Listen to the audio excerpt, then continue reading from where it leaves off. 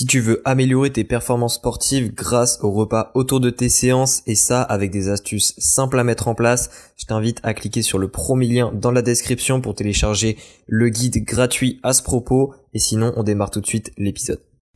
Et salut à toi, j'espère que tu vas bien. Aujourd'hui, on se retrouve dans un nouvel épisode du podcast Nourris ta santé. Et aujourd'hui, j'avais envie de te parler de l'idée de manger plus souvent. Est-ce que c'est une bonne idée ou pas ? Et je vais t'illustrer le cas où ça peut être une bonne idée et t'illustrer le cas où ça peut être une mauvaise idée. Et en fait, tu vas voir que ça dépend principalement d'un seul facteur. Et encore une fois, ce facteur-là n'est pas universel, c'est-à-dire qu'il dépend de la personne. Donc ça sera à toi de tester, à toi de savoir si tu es plutôt de la team 1 ou 2, en quelque sorte. Donc voilà, on commence tout de suite. Et déjà, pourquoi est-ce que je parle de cette idée de manger plus souvent, si c'est une mauvaise idée ou pas ? Parce que dans le domaine du sport notamment, on peut souvent être amené à dire que manger plus de collations, des choses comme ça peut t'aider, soit à, si tu veux prendre du poids, prendre du muscle, soit carrément à avoir moins faim, certains disent. Bref, cette idée de manger plus souvent est pas mal répandue, et il y a aussi l'inverse qui se crée, c'est-à-dire il y a des personnes qui disent non, fais un seul repas par jour, etc. Donc il y a vraiment en fait ces deux extrêmes un peu qui sont répandus, et pour moi c'était important de parler, je voulais surtout parler ici de l'idée de manger plus souvent, mais d'expliquer si c'était une bonne idée ou pas pour toi. Et en fait, je vais pas je vais pas tourner autour. En fait, l'idée, ou du moins l'idée principale qu'il y a autour de se manger plus souvent, c'est est-ce que quand tu manges plus souvent, tu constates moins de baisse d'énergie que quand tu manges moins souvent. Je m'explique et tu vas vite comprendre où est-ce que je veux en venir, et tu vas voir qu'une fois que tu vas avoir compris où est-ce que je veux en venir, tu auras peut-être directement la réponse. Donc c'est justement ça, c'est justement l'idée de cet épisode.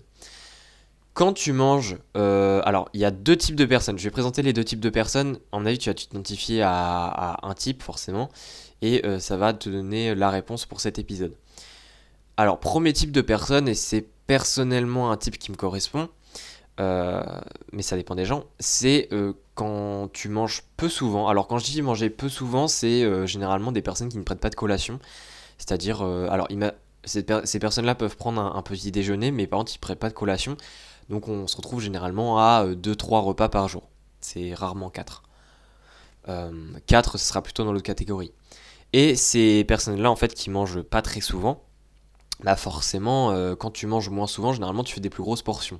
C'est assez logique, c'est-à-dire que si tu as besoin de tant d'énergie par jour, et bien si tu manges moins souvent, tu vas devoir répartir plus d'énergie dans chaque portion, dans chaque repas.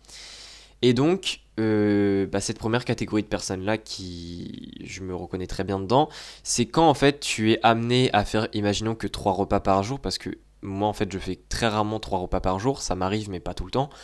Eh bien, évidemment, surtout que j'ai besoin de beaucoup manger, je fais de très grosses portions. Et en fait, quand je fais de grosses portions, même si j'applique, on va dire, des règles que d'ailleurs je répète souvent dans le podcast, qui est de prendre son temps pour manger, bien mastiquer, etc., etc., eh bien, j'ai toujours un peu ce côté, pas ce côté forcément que j'ai trop mangé, mais du moins ce côté que j'ai un petit coup de barre après, et il y a vraiment un travail digestif en quelque sorte qui se produit. Alors évidemment, c'est pas que un aspect physiologique, il y a aussi un petit peu un aspect psychologique qui peut être lié à tes habitudes en fait que tu as depuis l'enfance, hein. C'est-à-dire que quelqu'un qui mange peu souvent dans la journée depuis assez petit, généralement ne va pas être confronté à ça. Mais en tout cas, moi, ça n'a pas été le cas.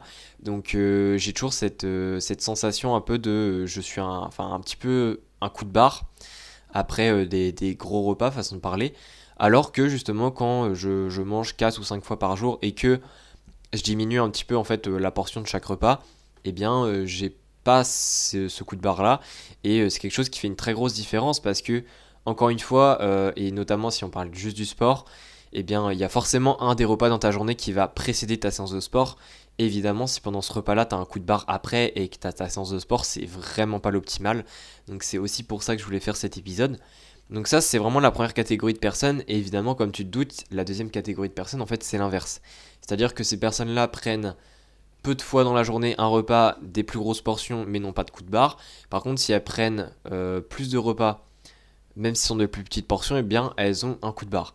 Donc en fait, il y a deux types de personnes et toi, tu es forcément plus d'une catégorie que de l'autre. Selon les personnes, ça peut être très visible, hein, c'est-à-dire que tu peux vite t'en rendre compte et que tu fais vraiment partie d'une catégorie.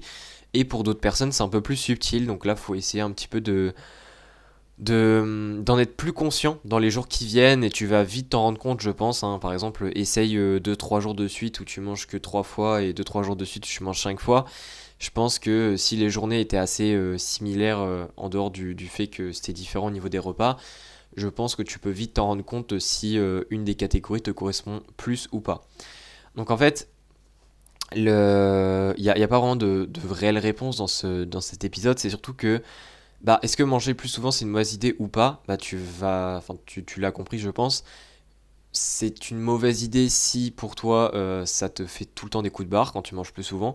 Mais par contre c'est pour moi une bonne idée si justement ça te permet d'éviter en fait ces coups de barre. Et notamment ici je parle vraiment d'éviter ces coups de barre, surtout pour le repas qui précède ta séance.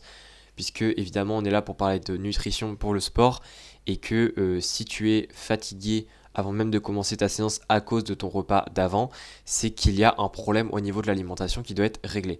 Donc j'espère en tout cas que cet épisode t'a plu, c'était un petit épisode mais je trouve que c'est important de mettre les choses au clair, on va dire, avec toi-même, avec tes habitudes, qu'est-ce que tu préfères, etc.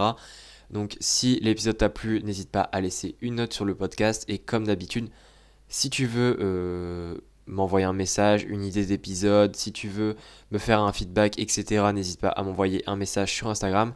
Et on se dit à la prochaine. Allez, ciao.